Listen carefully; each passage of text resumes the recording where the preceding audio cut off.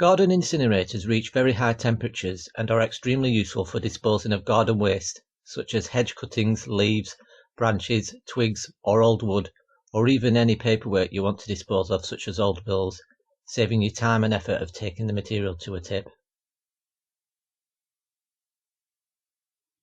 What you will need: an incinerator bin, thick garden gloves, some newspaper, kindling or wood shavings, a poker, box of matches, screwdriver, some buckets and watering cans. How to choose a garden incinerator. Garden incinerators are a useful thing to have to dispose of garden waste. Here is a list of things to consider when buying a garden incinerator. You need to think about the size. This all depends on your needs and how much garden waste you accumulate. They are available in many shapes and sizes, so choose one that suits your needs. They come in small and large sizes ranging from approximately 15 litres up to 80 litres. You also need to think about the durability.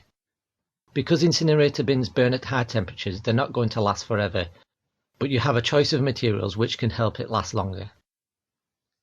You also need to think about ventilation.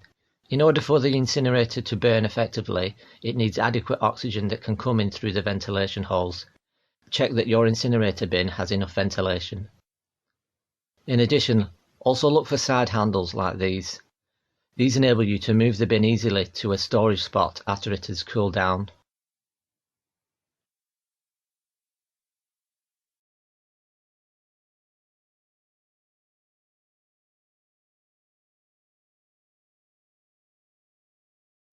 How to set up a garden incinerator.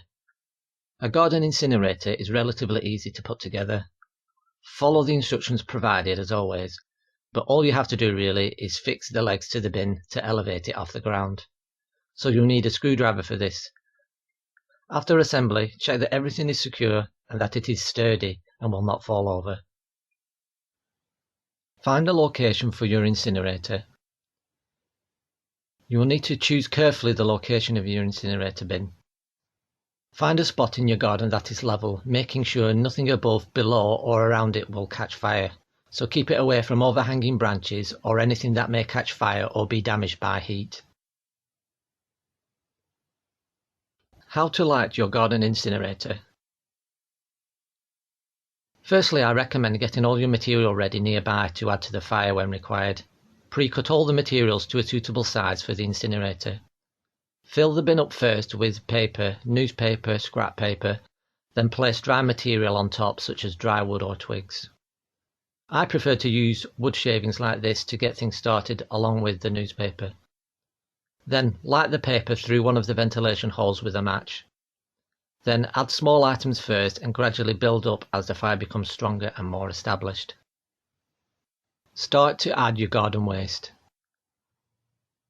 Once the fire is going and generating a lot of heat, begin to add your waste materials gradually. Start with dry waste first, moving on to garden greens and wet or damp materials. Dry material will burn quickly, and if you add wood it will make the fire stronger. But if you add any wet or damp materials or green garden materials too soon, the fire may die out.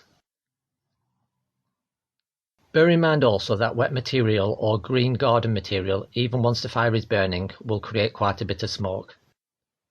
So be considerate to neighbours, as this excess smoke may not be appreciated.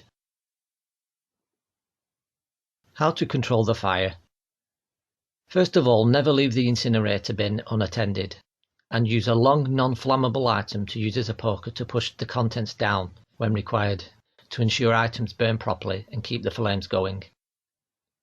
Use your common sense, adding enough material when needed, but not overfilling, as it may put the fire out. Put the lid on the bin. Once you have all the materials you plan to burn, put the lid on the incinerator. This is safer as it prevents any sparks or debris flying away from the bin. Also, having the lid on will also keep the incinerator hot and burn effectively. The material will then burn down and slowly turn to ash. If you want to add more garden waste to the incinerator, wait for the flames to die down to a safe level. But bear in mind that the incinerator bin can still be hot, so be careful and use good judgment. Putting the fire out. All you need to do is just wait for everything to cool down before you empty out the ashes. Allow a couple of hours before picking it up and placing it somewhere else for your own safety. Ensure you extinguish the fire fully and do not leave it smouldering, as it could restart. You can douse any remaining embers with water or cover it up with soil.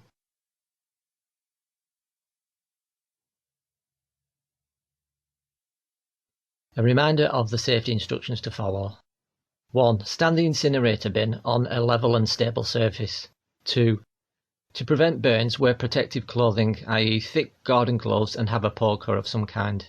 3. Add the waste material to the fire gradually in small amounts. 4. Never leave the incinerator bin unattended.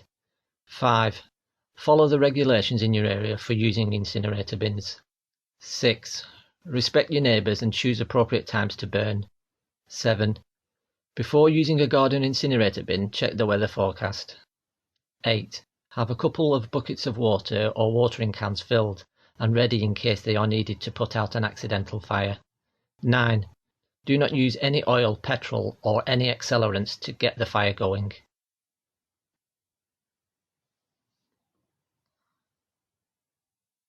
What are the rules and regulations? You'll need to check these for your area, but in general be courteous to others and your neighbours. Ask yourself, do your neighbours have their washing out?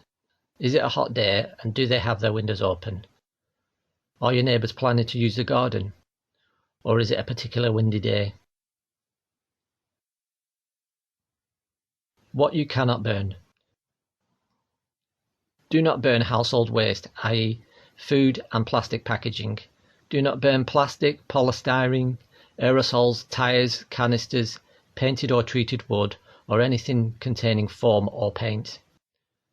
Doing so can create fumes and pollutants that can harm people, as well as pets and any nearby wildlife. Also, do not use oil, petrol, or spirits to fuel the fire, as it can get out of control and can spread fumes.